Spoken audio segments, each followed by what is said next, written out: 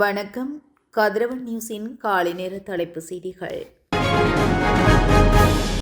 வாகனங்களில் பொருத்தப்பட்டிருக்கும் அலங்கார பொருட்களை அகற்ற தவறும் பேருந்துகள், முச்சக்கர வண்டிகள் மற்றும் பிற வாகனங்கள் மீது கடுமையான சட்ட நடவடிக்கை எடுக்கப்படும் என்று போலீசார் அறிவித்துள்ளனர். இதுபோன்ற வாகனங்கள் மீது நடவடிக்கை எடுக்க வாகன ஆய்வாளர்களிடமிருந்து அதிகாரப்பூர்வ தடை உத்தரவுகளை பெறவுள்ளதாக போலீசார் தெரிவித்தனர். வாகனங்களில் பொருத்தப்பட்டிருக்கும் அலங்கார பொருட்கள் பொதுமக்களின் பாதுகாப்புக்கு கடுமையான ஆபத்தை ஏற்படுத்துகின்றன என்பதையும் அவர்கள் வலியுறுத்தியுள்ளனர். இதனிடையே போக்குவரத்து விதிமுறைகளை மீறிய பின்னர் தப்பி செல்ல முயன்றும் போலீஸ் அதிகாரிகளின் உயிருக்கு ஆபத்து விளைவிக்கும் ஓட்டுநர்களுக்கு எதிராக கொலை முயற்சி குற்றச்சாட்டின் கீழ் வழக்கு தாக்கல் செய்ய போலீசாருக்கு உத்தரவிடப்பட்டுள்ளதாகவும் தெரிவிக்கப்பட்டுள்ளது. மேலும் வீதி ஒழுங்குமுறையை மேம்படுத்தவும் போக்குவரத்து தொடர்பான குற்றங்களை குறைக்கவும் மேற்கொள்ளப்படும் விரிவான நடவடிக்கைகளின் ஒரு பகுதியாக வாகன ஓட்டுநர் உரிமங்களுக்கான குறைபாடு புள்ளிகள் முறை அடுத்த ஆண்டு ஜூலை மாதம் முதல் நடைமுறைக்கு வரும் என போலீசார் உறுதிப்படுத்தியுள்ளனர். கல்வி பொதுதராதர சான்றிதழ் உயர்தர பரீட்சை 2025க்கான வீட்டு பொருளாதார பாடம் தொடர்பான செயல்முறை பரீட்சை தொடர்பான சிறப்பு அறிவிப்பை இலங்கை பரீட்சை திணைக்களம் வெளியிட்டுள்ளது.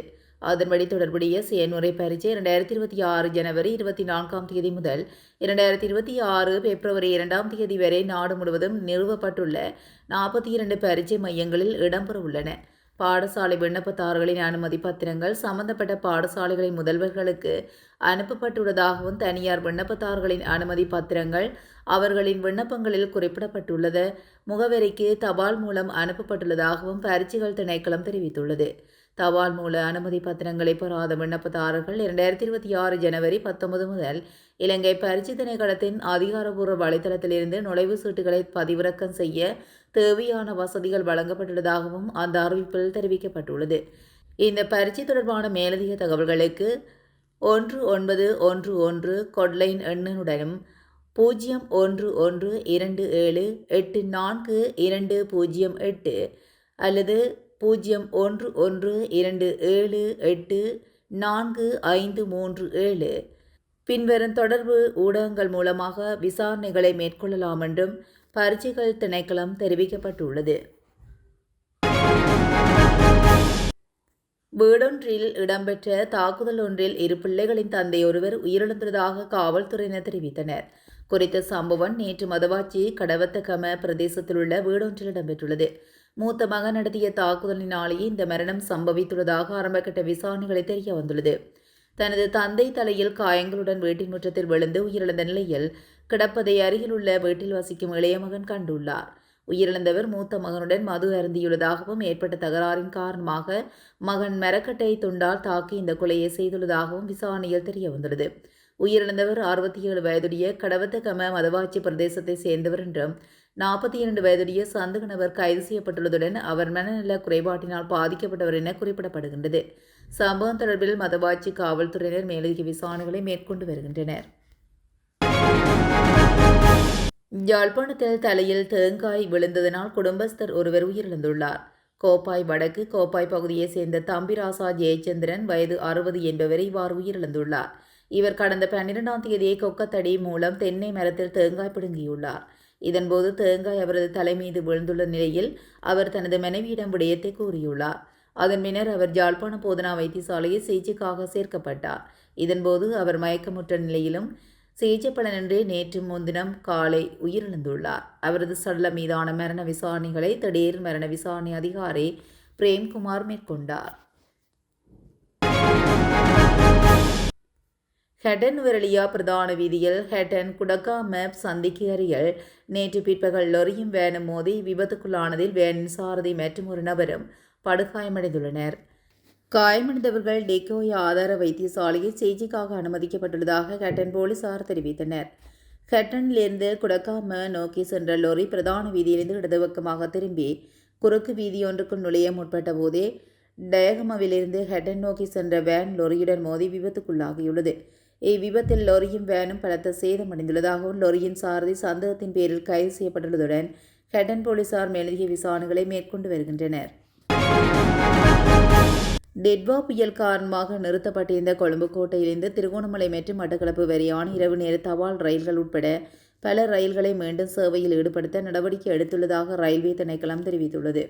கொழும்பு கோட்டை திருகோணமலை இடையில் இரவு நேர தபால் ரயில் ஜனவரி 20ஆம் தேதி முதல் மீண்டும் சேவையில் ஈடுபடுத்தவும், கொழும்பு கோட்டை மட்டக்களப்பு இடையில் புலத்திசி நகர கடுகதி ரயிலும் தினமும் சேவையில் ஈடுபடுத்தப்பட உள்ளது. உதயதேவி ரயில் சேவையையும் அனர்த்த நிலையின் பின்னர் மீண்டும் ஆரம்பிக்க திட்டமிடப்பட்டுள்ளது. இதேவேளை புயலினால் சேதமடைந்த வடக்கு ரயில் மார்க்கத்தை புனரமைக்கும் பணிகள் எதிர்வரும் 19ஆம் தேதி ஆரம்பிக்கப்பட உள்ளன. இதன் காரணமாக மறு அறிவித்தல் வெறுக்கும் வரை ரயில் சேவைகள் கொழும்பு கோட்டையிலிருந்து மகம வரை மட்டுமே மட்டுப்படுத்தப்பட்டுள்ளன. புனரமைப்பு பணிகளின் பின்னர் ரயில் சேவைகள் முன்னெடுக்கப்படும் விதம் குறித்து எதிர்காலத்தில் அறிவிக்க நடவடிக்கை எடுக்கப்படும் என ரயில்வே திணைக்களம் தெரிவித்துள்ளது. பூசா சிறைச்சாலையில் அமைதியின்மையை ஏற்படுத்திய கைதிகள் ஏனைய சிறைச்சாலைகளுக்கு மாற்றப்பட்டுள்ளதாக சிறைச்சாலைகள் திணைக்களம் தெரிவித்துள்ளது.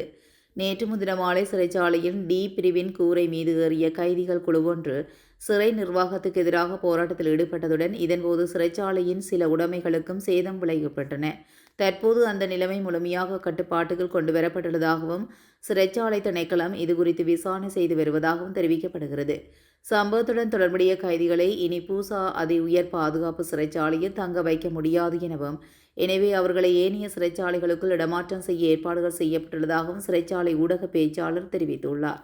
அதற்கு அமைய குறித்த சம்பவத்துடன் தொடர்புடைய 6 கைதிகள் 3 சிறைகளுக்கு மாற்றப்பட்டுள்ளனர் என தெரிவிக்கப்பட்டுள்ளது.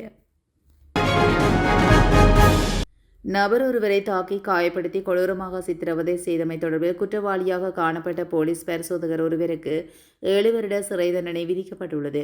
இந்த உத்தரவு மொனராகலை மேல் நீதிமன்ற நீதிபதி சிந்தக்க ஸ்ரீநாத் குணசேகரவினால் பிறப்பிக்கப்பட்டுள்ளது. குறித்த போலீஸ் பரிசோதகர் 2020ஆம் ஆண்டில் கம்பே கமுவ போலீஸ் நிலையத்தில் கடமையாற்றிய போது இவ்வாறு நபரை தாக்கி காயப்படுத்தியிருந்தார். தற்போது சியம்பலாண்டுவ போலீஸ் நிலையத்தில் இணைக்கப்பட்டு கடமையாற்றும் போலீஸ் பரிசோதகர் ஒருவருக்கு இவ்வாறு சிறை தண்டனை விதிக்கப்பட்டது. குறித்த நபருக்கு 7 வருட சிறை தண்டனைக்கு மேலதிகமாக 10,000 ரூபாய் அபராதம் விதிக்கப்பட்டுள்ளதுடன் அதனை செலுத்த தவறினால் 6 மாத கால சாதாரண சிறை தண்டனையும் விதிக்கப்பட்டுள்ளது. போலீஸ் மா அதிபரின் அறிவுறுத்தலுக்கு அமைய நாடளாவிய ரீதியில் நேற்று முன்தினம் முன்னெடுக்கப்பட்ட விசேட சுற்றிவளைப்பில் பலர் கைது செய்யப்பட்டுள்ளதாக போலீஸ் ஊடகப் பிரிவு தெரிவித்துள்ளது. அதற்கு அமைய 30,386 பேர் பரிசோதிக்கப்பட்டுள்ளதுடன் 596 பேர் கைது செய்யப்பட்டுள்ளனர். சந்தேக நபர்களில் 18 பேர் குற்றங்களுடன் தொடர்புடைய மற்றும் நேரடியாக அடையாளம் காணப்பட்டுள்ளதாகவும், கைது செய்ய பிறப்பிக்கப்பட்ட பிடியாணைகளுக்கு அமைய 268 பேரும், திறந்த பிடியாணைகளுக்கு அமைய 184 பேரும் கைது செய்யப்பட்டுள்ளனர். இதேவேளை மதுபோதையில் வாகனம் செலுத்திய 467 பேரும், கவனக்குறைவாக வாகனம் செலுத்திய 72 பேரும் போலீசாரால் கைது செய்யப்பட்டுள்ளனர். மேலும் பிற போக்குவரத்து குற்றங்களுக்காக 4,584 பேர் போலீசாரால் கைது செய்யப்பட்டுள்ளதாக போலீஸ் ஊடகப் பிரிவு வெளியிட்டுள்ள அறிக்கையில் தெரிவிக்கப்பட்டுள்ளது. இத்துடன் கதிரவன் நியூஸின் காலை நேர தலைப்புச் செய்திகள் நிறைவடைகின்றன. தொடர்ந்தும் செய்திகளோடு இணைந்திருக்க கதிரவன் நியூஸுடன் இணைந்திருங்கள். நன்றி, வணக்கம்.